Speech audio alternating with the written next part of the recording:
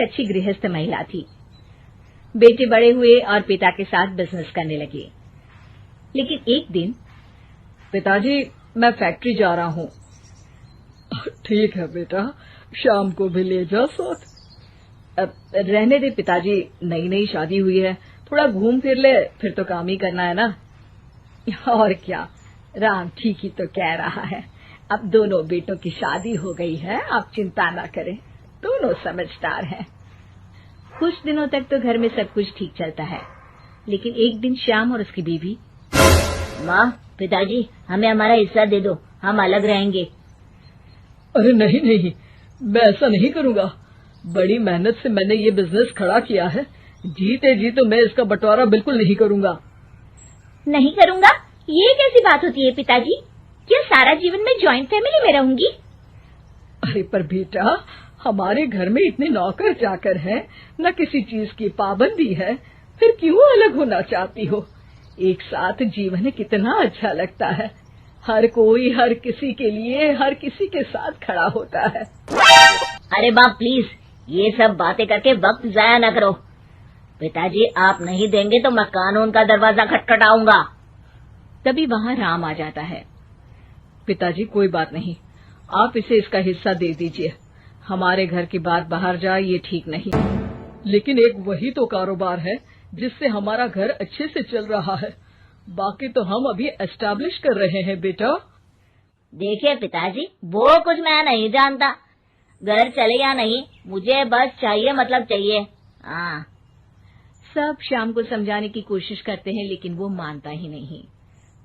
ठीक है, अगर तुम्हारी यही मर्जी है तो यही सही, लेकिन मेरी भी एक शर्त है, ये लेकर तुम इस घर में दोबारा कदम नहीं रखोगे। हाँ हाँ, तो रहना भी कौन चाहता है? अरे कैसी बातें कर रहे हैं जी, मैं कैसे श्याम के बिना रहूंगी? ठीक है माँ, चलो हमारे साथ रहना। लेकिन बेटा, मैं परिवार के बिना भी नहीं रह सकती। अरे यार, मैं श्याम के बिना नहीं रह सकती, मैं परिवार के बिना नहीं रह सकती, तो हम क्या करें? तभी वहाँ राम की बीवी आ जाती है। देखो, तुम माँ को समझने की कोशिश करो, सारा जीवन उन्होंने परिवार के साथ निकाला है। यो घर टूटना किसी को अच्छा नहीं लगता। परिवार साथ रहने का नाम होता है। ओह, ये ज्ञान की गंगा किसी और दिन बहाना, टाइम लेकर आऊंगी मैं। फिलहाल तो हमें जाना है, चलो ना श्याम। दोनों घर से अलग हो जाते हैं। राम और उसके पिताजी एक नया कारोबार नए तरीके से शुरू करते हैं। राम, ये फूड बिजनेस इतने फायदे का सौदा होगा मैंने तो कभी सोचा ही नहीं था। पिताजी, ये आपकी कड़ी मेहनत और सही नीति के कारण संभव हुआ है। घर के सारे एक साथ बैठकर खाना खा रहे होते हैं कि तभी आज श्याम की बहुत याद आ रही है। क्या तुम में से कोई मुझे उससे मिलवाने ले चलेगा? कोई जरूरत नहीं है।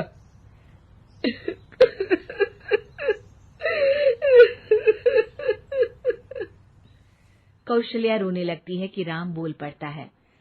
माँ रो मत, मैं आपको कल उसके घर ले चलूंगा। अगली शाम दोनों श्याम के घर जाते हैं, जहाँ श्याम की बीवी साड़ी नहीं बल्कि स्कर्ट पहनी होती है। साथ में उसका भाई और माँ भी होते हैं। अरे आप लोग आइए आइए, मेरी माँ और भाई भी आए हुए हैं यहाँ पर। अब श्याम कहाँ है? वो दिखाई नहीं दे रहा। श्याम को देखने के लिए आंखें तरस रही है। अरे माँ जी, वो ना आज थके हैं तो सो गए हैं। अरे ये तुम्हारे भाई के हाथ में हमारे बिजनेस की फाइल क्यों है? क्यों है मतलब? परिवार का है, काम तो संभाल रहे हैं। कौशल्या सीधे श्याम के कमरे में जाती है, पर ये क्या, हट्टा कट्टा मोटा श्याम, उसकी हालत तो खस्ता सी थी। कौशल्या श्याम को पकड़ लेती है। अरे बेटा, क्या हुआ? ये हालत क्या बना रखी है? श्याम सामने खड़े राम के गले लग जाता है। भैया मुझे माफ कर दो, मैं परिवार की किस्मत। तब पीछे से श्याम की बीवी आ जाती है। होना क्या है और होगा क्या? कैसी बातें कर रहे हैं आप? चलिए ड्राइंग रूम में, मैं आप लोगों के लिए चाय नाश्ता बना देती हूँ, फिर फुटो यहाँ से। श्याम उन लोगों को बताने ही वाला होता है लेकिन उसकी बीवी और भाई के आ जाने के कारण वो कुछ नहीं बता पाता। जब राम और कौशल्या वहां से जाने वाले होते हैं तो श्याम बोल पड़ता है, माँ भैया रुक जाओ ना थोड़ी देर। तभी उसकी बीवी आ जाती है। हाँ हाँ रुके तो थे, अब उन लोगों को अपने घर भी तो जाना है ना। क्यों माँ? दोनों वहां से चले जाते हैं, लेकिन रास्ते में माँ और राम दोनों के ही दिमाग में श्याम की बेचारे वाली तस्वीर घूम रही होती है। राम, क्या हाल है श्याम का? मजे कर रहा होगा जिसके लिए वो अलग हुआ है। नहीं नहीं पापा, श्याम की हालत काफी खराब है। ये बोलकर वो सारा किस्सा पिता के सामने रख देता है। ये डर मुझे था, इसलिए मैंने श्याम को अलग तो कर दिया था, लेकिन भविष्य के लिए एक डोर अपने ही हाथ में रखी थी। कैसी डोर पिताजी? वो तुम्हें कुछ ही दिनों में समझ आ जाएगी। एक दिन एक वकील उन लोगों के पास आता है। नमस्ते सर, आपको जो डर था वही हुआ। श्याम ने अपनी सारी प्रॉपर्टी को बीवी के नाम कर दिया है। तभी वहाँ श्याम रोते हुए आता है। पिताजी मुझे माफ कर दीजिए, मेरी बीवी ने धोखे से मेरे साइन करवा लिए हैं। अब मैं कहीं का नहीं रहा। सारी प्रॉपर्टी लेने के बाद उसने मुझे घर से बाहर निकाल दिया।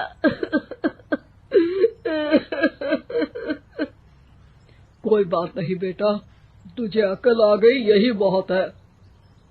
लेकिन आपका मेहनत से बनाया कारोबार मेरे कारण चला गया।